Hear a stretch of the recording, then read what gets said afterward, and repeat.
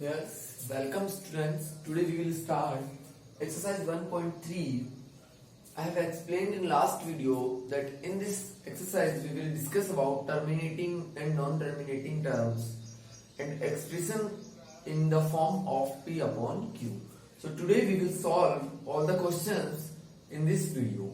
So let's start. Question number first is write all the time. One more information is there that आप लोग जो videos देख रहे हैं वो सिर्फ कोई 2 मिनट देख रहा है, कोई 1 मिनट देख रहा है, फिर छोड़ देते हो। अगर आप रेगुलरली पार्ट्स को, कंप्लीट वीडियोस को नहीं देखोगे तो फिर आपको कुछ भी समझ में नहीं आएगा नेक्स्ट वीडियो का।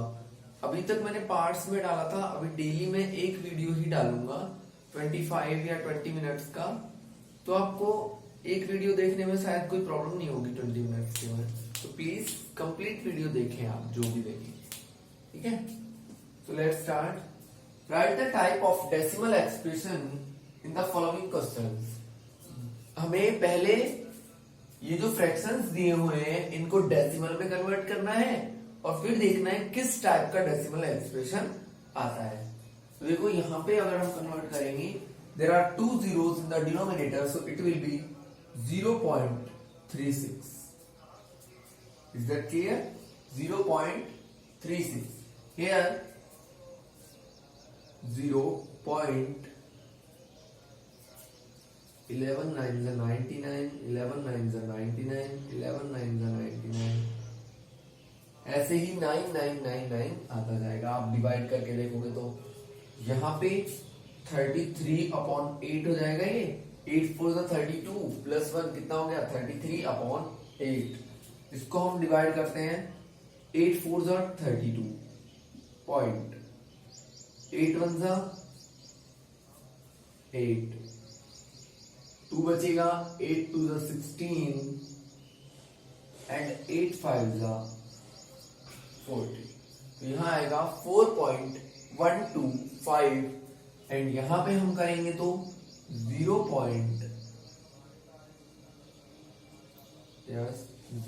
मैं डायरेक्ट डिवाइड कर रहा हूं और कुछ एक्स्ट्रा नहीं कर रहा। 13 7s are 91,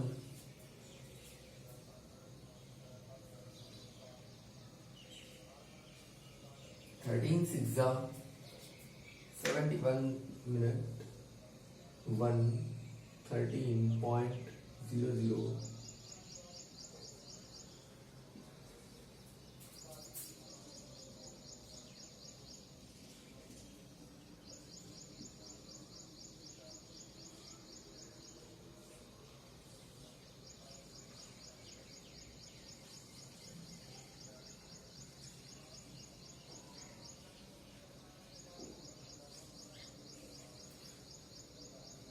जब तक करना है जब तक या तो कोई नंबर रिपीट नहीं हो या फिर कोई नंबर डिवाइड मतलब स्टॉप ना हो जाए वहीं पे। 26 टाइम तो आ जाएगा 4 को आगे डिवाइड करेंगे तो 39 एंड वापस क्या आ गया 1 आ गया। और हमने स्टार्ट भी कहां से किया था 1 से, तो ये आ रहा है हमारा 76923। और इतना करने के बाद भी हम कहां पे आ गए वापस 1 पे ही आ गए। इट मींस दोबारा से वही प्रोसेस चालू होगा। तो ये जो कंप्लीट नंबर है ये दोबारा क्या होगा रिपीट होगा, ठीक है। मैंने कुछ भी नहीं किया, 13 से 1 को डिवाइड किया है तो हमारे पास आया 0.76923। फिर आगे भी ऐसे ही आएगा। देखो आंसर क्या आएगा इसका 0.76923 76923 76923। तो इस तरीके से जब हमारे पास आंसर आएंगे तो इट मींस ये रिपीट हो रहा है। ऐसे ही यहाँ पे हम इसको भी लिख सकते हैं 0.9 का बार। और जिन भी नंबर्स पे, जिन भी डेसिमल एक्सप्रेशंस पे बार लगता है या जो रिपीटेड होते हैं उनको हम क्या बोलते हैं नॉन टर्मिनेटिंग। क्या बोलते हैं नॉन टर्मिनेटिंग। तो नॉन टर्मिनेटिंग कौन कौन है सेकंड और फोर्थ, ठीक है। और टर्मिनेटिंग कौन है first and third.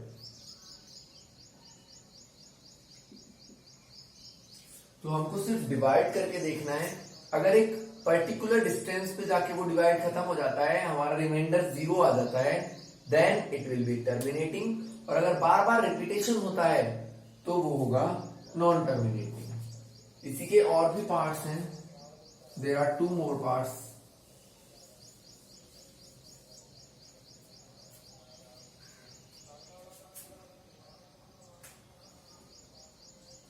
Fifth is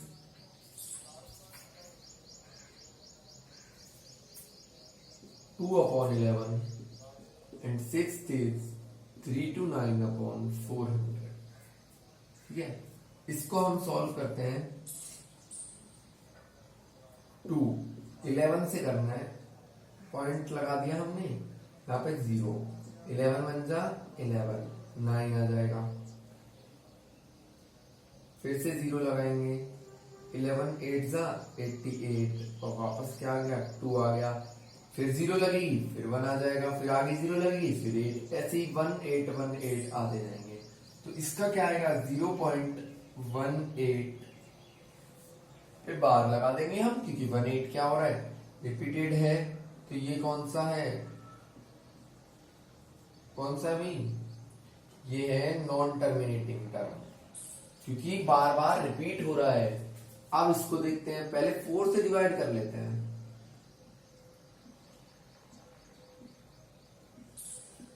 4 8 32, 9, 4 2 8, 1 point, 4 2 8 and 2 आ जाएगा, फिर से 0 लगाएंगे तो 4 5 20। तो देखो हमारे पास रिमाइंडर आ गया 0। अब हम इसके अपॉन में ये 2 zeros हो रहे हैं तो हमारा आंसर क्या आएगा 0.8225, जो कि कैसा नंबर है टर्मिनेटिंग है क्योंकि एक जगह पे जाके ये स्टॉप हो गया। तो इस तरीके से हमें terminating and non terminating terms को डिफाइन करना है, फाइंड करना है कि कौन सा टर्म टर्मिनेटिंग होगा कौन सा नॉन टर्मिनेटिंग होगा। तो नोट डाउन कीजिए।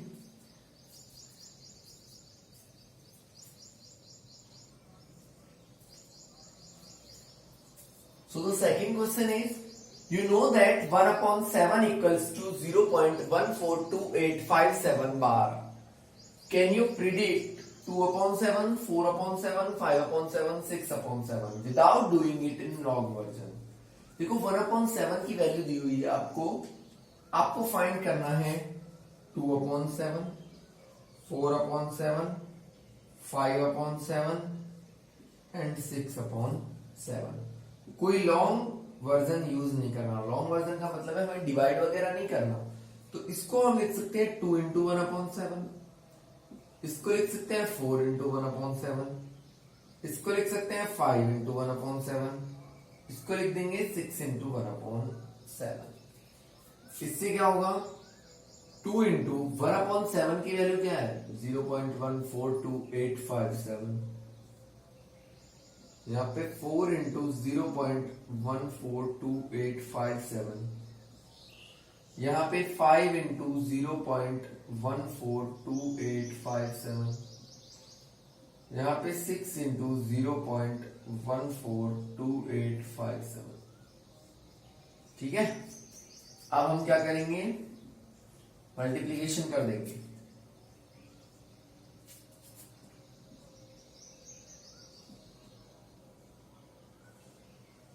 ये आएगा 0.285714। ठीक है, यहां पे आएगा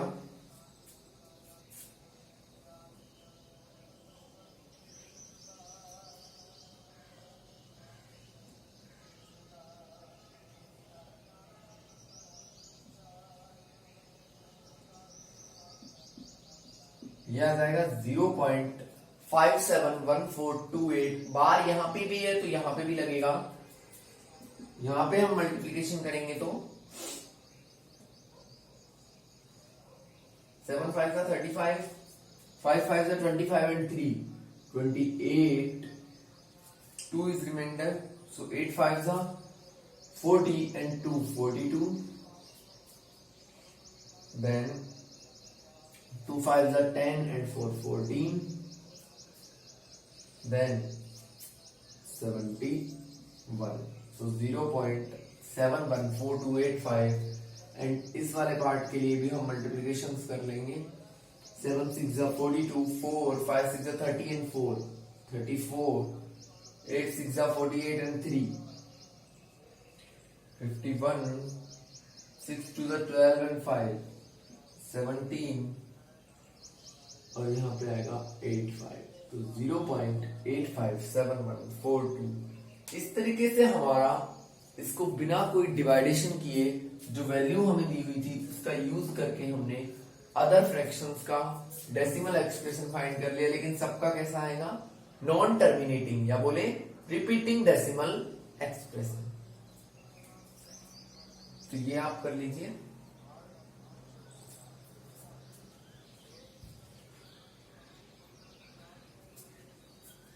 नेक्स्ट है इसी का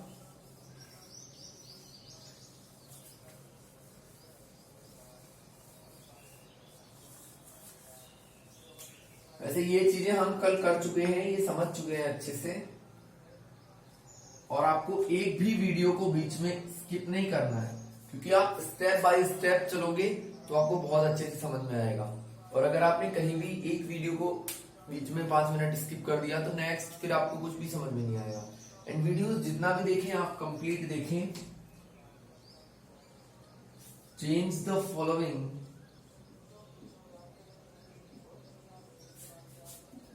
into P upon Q form. कौन सी फॉर्म में कन्वर्ट करना है? P अपॉन Q में. किसको? 0.6 बार. मैंने आपको बताया था कि आपका 0.6 बार का मतलब है 0.6666. ये रिपीट होगा. इसको लेट कर लेते हैं x. क्या लेट कर लेते हैं? x. कितने डिजिट्स रिपीट हो रहे हैं? Only single digit. जब सिंगल डिजिट रिपीट होगा तो हमें किसकी वैल्यू चाहिएगी? 10x की. किसकी वैल्यू चाहिएगी? 10x की. तो 10x क्या हो जाएगा? 6.6666. और 10x को हम लिख सकते हैं 6 प्लस 0.66. और ये किसकी वैल्यू है? x की.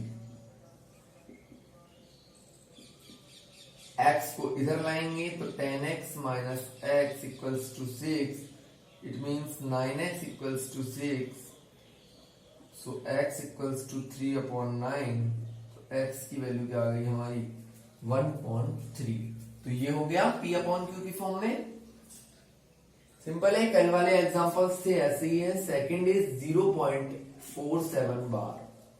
सो we will let 0.4747 is equals to x. Now, how many digits are repeating? 2 digits. So we will let 100x equals to 47.47 dash dash dash. 100x equals to 47 plus इसको हम लिख सकते हैं 0.4747. ये किसकी वैल्यू है? x की. Plus 47 equals to 100x.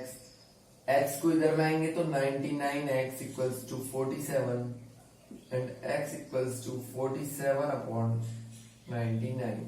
ये कौन सा फॉर्म है? P अपॉन Q फॉर्म है. ठीक है. तो इसका एक और पार्ट है वो मैं अभी इसको इरेज करके कर देता हूं.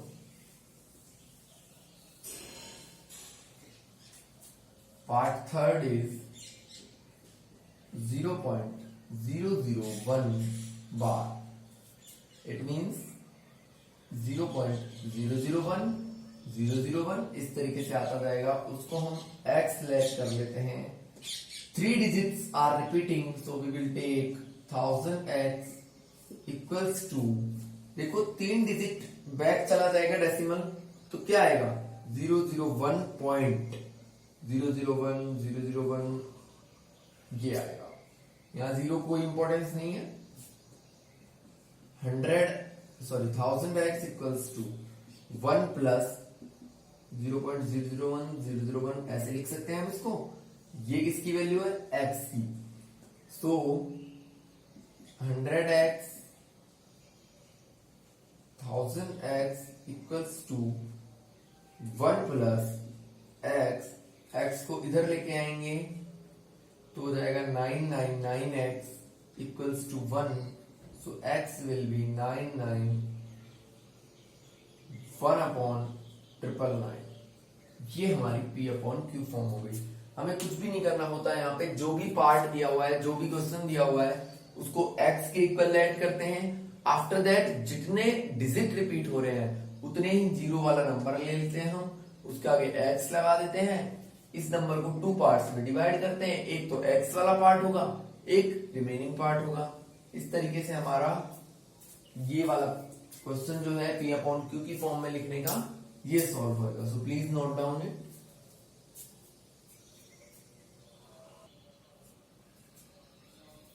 Yes. Change.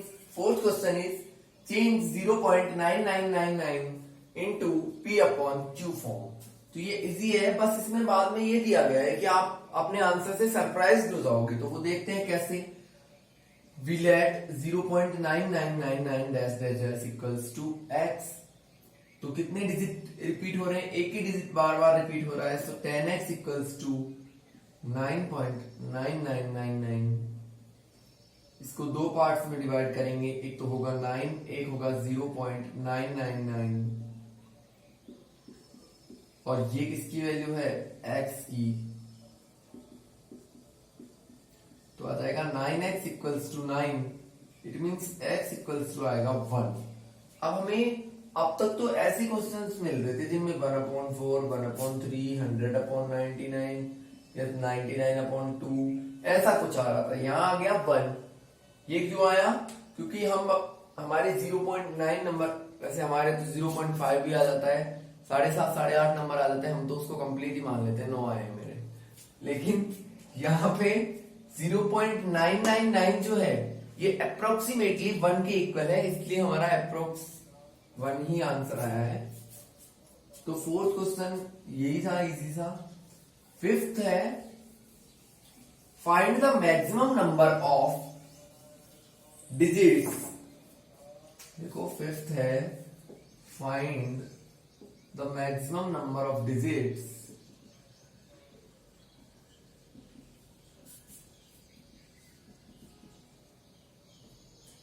in repeating block of 1/7. Perform division. Question हमारा ये है find the maximum number of digits. Digits का मैक्सिमम नंबर फाइंड करना है इन रिपीटिंग ब्लॉक। रिपीटिंग ब्लॉक का मतलब जो रिपीट होती है उन डिजिट्स का 1/17 में आपको डिवीजन करना है। डिवीजन करके बताना है कि आप 1 को डिवाइड करोगे 17 से तो कितने नंबर रिपीट होंगे। पॉइंट लगाओ 0 0 17 85 आ जाएगा। इसके बाद 15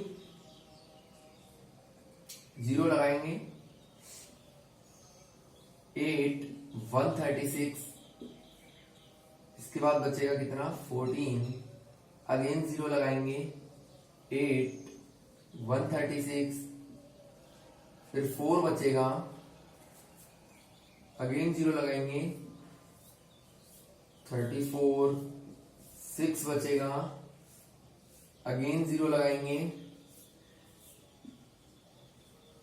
तो देखो 60 था, है ना, 17 3 था 51, तो बचेगा 9 के लिए वापस 0 लगाएंगे,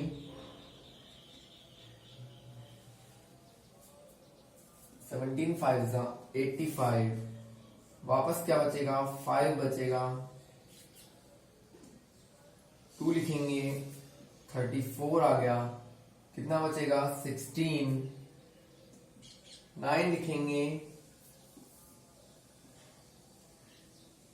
तो बचेगा क्या 17, नहीं 7 बचेगा, सॉरी, वापस 0 लगाएंगे, ये बहुत लेंथी हो जाएगा, वापस 0 लगाएंगे, 68, 2 आ गया, वापस 0 लगाएंगे, 17 बन जा 17, 3 आ गया, वापस 0 लगाएंगे, 17 बन जा 17, अब की बार 13 आ गया, फिर 0 लगाएंगे तो 17 से बन जा 119, 11 आ गया, फिर से 0 लगाते हैं, 17 6 जा, ये मैंने यहाँ पे 0 गलत लगा दिया, 7 आएगा यहाँ, 17 7 का 119 किया था ना। अब आ गया हमारा 1110, इसको मुझे पार्ट्स में करना पड़ रहा है क्योंकि इनफ स्पेस नहीं है। 1110 को 17 से डिवाइड करेंगे तो क्या आएगा,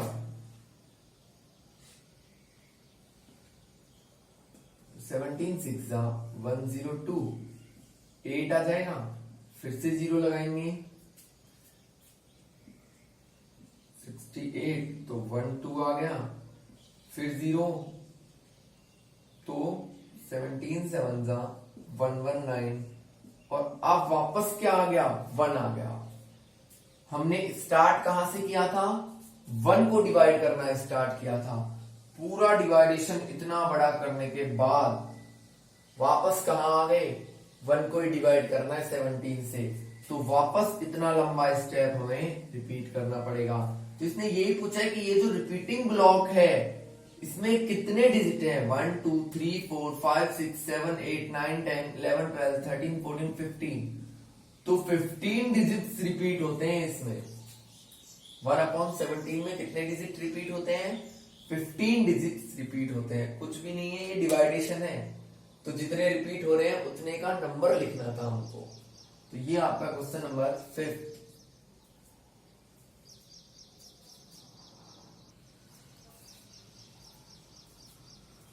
इसको नोट डाउन कर लीजिए एंड नेक्स्ट इससे आगे के क्वेश्चंस हम नेक्स्ट वीडियो में करेंगे। एंड प्लीज आप लोग वीडियोस को रेगुलरली देखें और कंप्लीट देखें। Thanks and have a nice day.